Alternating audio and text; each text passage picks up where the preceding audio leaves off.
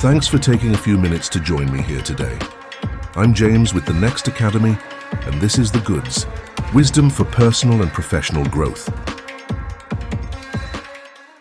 Let's dive into the great Robin Sharma's work on the 5 lessons for a life of productivity, success, health, wisdom, honor, and love. As construction professionals, how can you apply some of Robin's rules to help you become more successful on your leadership journey? Rule 1. Do your best and let life do the rest. I do believe in destiny. I sense that there is a set of invisible hands guiding us along and encouraging our moves and watching our backs. Having said this, nothing works for someone who refuses to put in work. Sorry to say this, but there are just too many people on the planet who want the rewards of world class without lifting a pinky to do what world class requires. Leadership and personal greatness absolutely requires us to apply APR. Absolute personal responsibility. We must set good habits, create clear plans, and deliver for clients. We need to read the books, study the craft, care for our loved ones, watch less TV and get the job done. Then once we've honestly done all we can do with excellence and deep focus on making a difference, let go. Accept what comes as the very best for you, knowing that if it didn't turn out the way you wished it had, it's because it wasn't meant for you, and something so much better is coming. Cool way to see life, yes? Rule 2. Good things happen to humans who do good things. Karma is real, and even though it feels like your acts of good will never receive the boomerang, they will. Second, when you train your brain to deliver rich value to each one you meet with consistency and sincerity, they become your fans. You open their hearts. Your helpfulness makes them really want to help you, and so unexpected blessings come your way. Rule 3. The heart is wiser than the head. All my life, my best successes came from decisions that made no sense. Writing my first book, The Monk Who Sold His Ferrari, as an empty litigation lawyer with a bright legal career ahead. Accepting speaking invitations to present to thousands of people when I was starting out and wildly terrified of public speaking.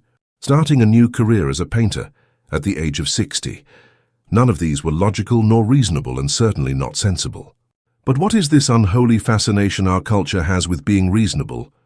The Sistine Chapel and the Mona Lisa and the moonwalk and the electric car have all been created by unrealistic and highly unreasonable people. Actually, most of our great visionaries were called kooks and laughed at and called crazy or killed. Oh, what regrets we end up with when we dismiss those silent whispers within our hearts. The ones telling us to launch the startup or take the course, or remove someone from our life, or ask another for a date, or move to a new country, or begin the book we sense will change the world. Do not dishonor your genius by neglecting your intuition. Fantastic opportunities are often hard to get back once refused. Trust your gut. Heed your instincts. They are so much smarter than the limited suggestions of logic.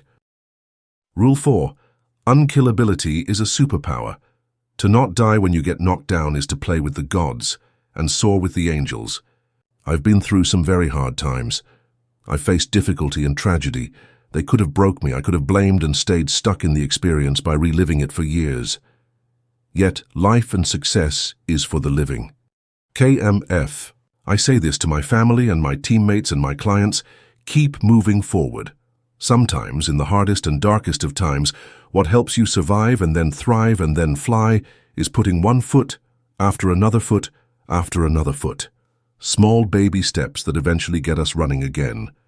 The key is not to give up. Not to become an injustice collector. Not to give up on your heroic ideals and your gorgeous dreams for a richer, better, happier, and more helpful life. And finally, Rule 5. The greater your personal development, the richer your life. I come from simple beginnings, small town, immigrant parents, humble roots. If there is one thing that has helped me tremendously, it's my devotion that borders on an obsession to make myself better. Better as a thinker and a creator and a producer. Better as a partner and as a father and as a son. Better as a painter and as a builder and as a speaker and as a communicator. Better as a servant leader. The best way to make your life amazing is to grow yourself into someone who is truly more amazing. Stop the excuses and release the rationalizations. Pick up the book, find the new mentor, start the new habit, take the new risk.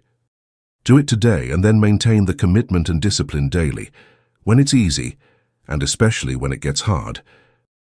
Do this and I promise, 2025 will become your finest year.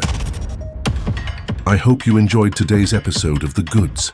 If you're interested in more of Robin's incredible work, go to robinsharma.com. What will you take from today's episode to immediately incorporate into your personal and professional lives? Embrace your leadership journey and be next.